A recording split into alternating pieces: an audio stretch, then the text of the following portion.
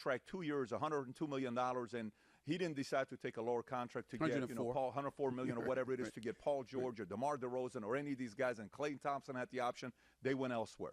What does Stephen A. say about this? Oh, okay, got it. All right, I agree, disagree, but I want to know what you have to say, right? Okay. You're black.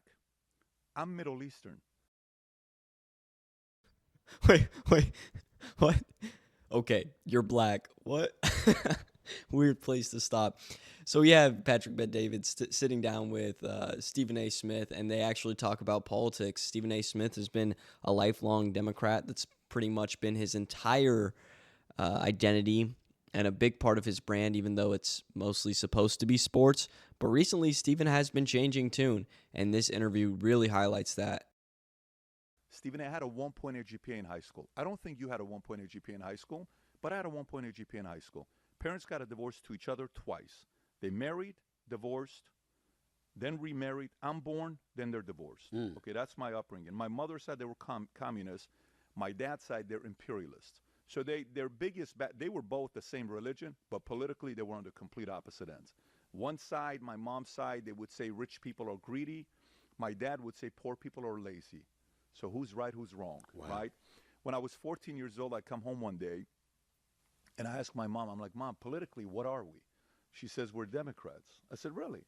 Yeah. Why are we Democrats? Because Republicans are for the rich, and Democrats are for the poor. I said, no way. Yeah. I said, when I grow up, I want to be a Republican one day. I didn't say You said it just like that? Just like that. Wow. I said, when I grow up, I want to be a Republican one day. Now, I have no clue what we're talking about. I can't stand politics because politics divided the two people I love the most. I'm not even interested in politics, right? So I go to the Army, I get out, and I learned about financial services, and I get into it the day before 9/11. I'm working at Morgan Stanley Dean with it. Then I get into insurance. And then a regular guy like me in September of 2009, I started an insurance company out of Northridge, California. From 66 agents, I focused heavily on recruiting only because to move 500,000 insurance policies, I can't do it on my own. We went national. We built an insurance agency of 50,000 insurance agents. I sold it for a nice multi nine-figure check. I was 83% owner of the company. Excess of $300 million, correct? And it's going to end up being probably more because there's more things that are coming with it. And then I took that, and I always saw things as, what problem do you see? What is the solution, right? Every product or company we've ever developed, whether it's the Bet-David Consulting, you go to betdavid.com, it shows our 5x5 philosophy. At different stages, a founder goes through different problems. How do you overcome these 5 different problems? Connect, where I'm talking to a lawyer one time, and this lawyer, we have a 7-minute call. He bills me for 30 minutes. And I call him. I'm like, why are you billing me for 30 minutes? We had a 7-minute call. He says, well, because your minutes roll up. I said, not to 30 minutes. Right. He says, maybe to 10 minutes, 15 minutes. He says, no, that's what it is. I said, what do you charge by the minute? He says, no lawyer charges by the minute. I said, I'm going to build a website or an app one day that I get to pay people by the minute. Later on, we built Connect. You have a minute to connect. Let's connect. And now on email, I can send you an email. The chance of a person, a cold email respond back is less than 1%. A DM is less than 3%. A tweet is less than 5%, or a LinkedIn is 8%. On Connect, 94% response because you're paying for it. Right. So they'll respond back, right? So everything in America, when I look at, is if we're going to be in the business of looking at only problems, look at the problem and then blaming him and blaming him and blaming him versus here's a problem, what can I do about it? If we're more going in the mindset of what can I do about it, we can decrease entitlement. We can get more people figuring out ways to make money on their own. We don't need to sit there and say, hey, we'll pay your college. Oh, don't worry about it. You don't have any money. You don't need to pay for it. We're going to forgive you. We keep going with this mindset of wanting to take pressure away from people. Then all of a sudden, one day we're waking up $34 trillion in debt. Who's going to pay for it? These kids are going to say, hey, Mom, Dad, what'd you guys do about all this stuff? Well, listen, we just kind of pushed the problem over to you. You guys figured it out. It's okay. It's not a big deal. You'll pay it off. How do you pay that kind of money? You either write it off or the dollar's worth shit or your taxes go up, but the pressure regardless is on the next generation. So I think a part of it for me is for this generation to kind of stand up and say, what can I do about it individually, then vote accordingly, then go make your money, and then find a way to get involved in public service, church, charity, or politics. That's very simple. And you're a businessman, and I think that your resume is atypical. You're far more successful than most businessmen in my estimation. But your mentality, your mindset, as you just highlighted, seems to me indicative of what every boss would want. Don't come to me with problems. come to me with solutions. Now, you can identify the problem if you bring me a solution. Right. But if you just come in to bitch, whine, and moan, Yeah. I don't want to hear it. Is that basically what you're saying? Yeah, I mean, anything it is, right? Like if I'm hearing sports, you know what? It's the coach's fault. Let's fire another coach. Again, it's another coach's. How many coaches' faults is it going to be? No, it's the GM's fault. No, it's the owner's fault. No, it's this person's fault. And then you finally eventually realize, here's what I'm willing to do.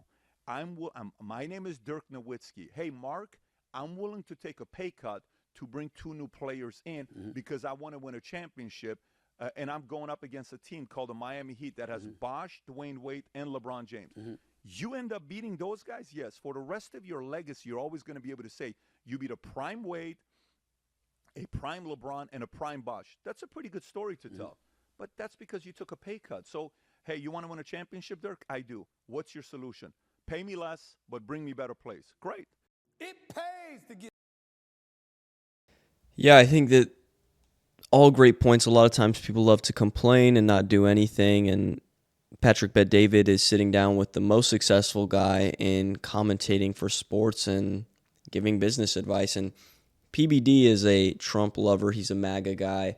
Stephen A. Smith is not. So they continue to, talk about politics just a little bit about what it means to be a minority and stuff like that. And it's a good interview.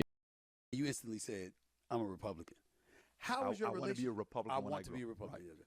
How was your relationship with your mother? How would you describe it? Great question. So I would never be where I'm at right now if it wasn't for my mom and my dad. Let me explain to you why. This is going to make a lot of sense. My dad, I'm having a conversation with this guy. He's like, well, let me tell you, I just made $15 million, and I'm 38 years old. I have a 5-year-old, 2-year-old, and 1-year-old, and I'm deciding to just stay home and never work again because I want to be able to give my kid what they never got from what I got from my daddy.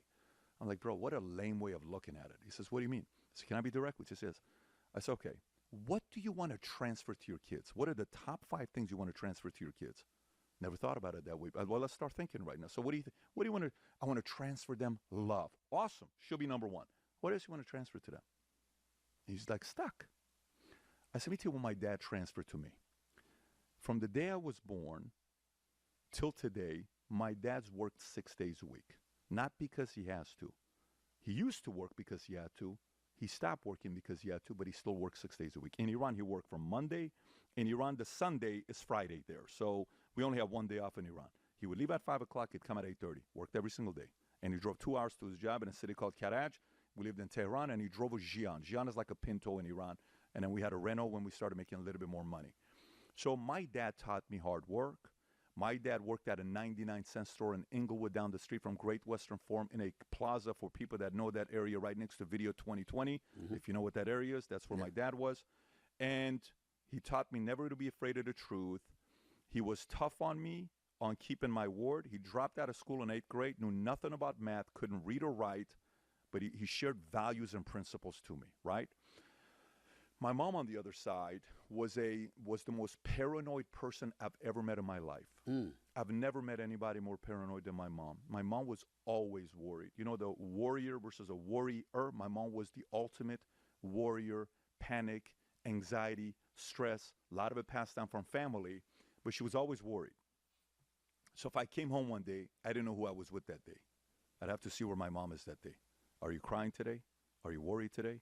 Are you happy today? Wow. So I had to learn very quickly to size up who I'm talking to today. Okay. So it kind of gave me the ability to have a little bit of study of human nature and body language because I had to do it early on, right? My mom was good in math. My mom was overly paranoid, which you need in business, overly skeptical, slow to trust anybody. All of those qualities can work in your favor in business, right? Sometimes in personal life it can hurt you, but in business it can help you. They obviously clashed. They didn't work out. My mom, I'm getting her place right now. She's coming down here. My dad lives with me. So we're all going to be within literally within the next 60 days, we're all going to be within a 0.4 mile radius. Wow. All of us. And I've worked very hard to get it. I'm very happy about that. Yeah. Yes. But, you know, when we're younger, we only see the ugly side of our dad or mom, and we're rarely seeing the good side. And my pastor once told me something when I was 25 years old. He says the father-son relationship or the parent-child relationship goes through 3 stages. First, you idolize them. then you demonize them, then you humanize them. Your goal is to go through the humanizing phase as quickly as possible. The later you go, the fewer time you're going to have with them relationship-wise. And how do you expedite that process? Get through the humanizing stage. You can't, man. It's right. To each is different. You know, it's like you can't do it. Like, you know, how fast do you? You can do it. All you have to do is buy my course, buy my book for $19.99. I'm surprised though, because both of these guys are businessmen, and I would not be surprised if they were like trying to sell that extradited process. Anyways, guys, that's all we have for today. I'll see you in the next one. Goodbye.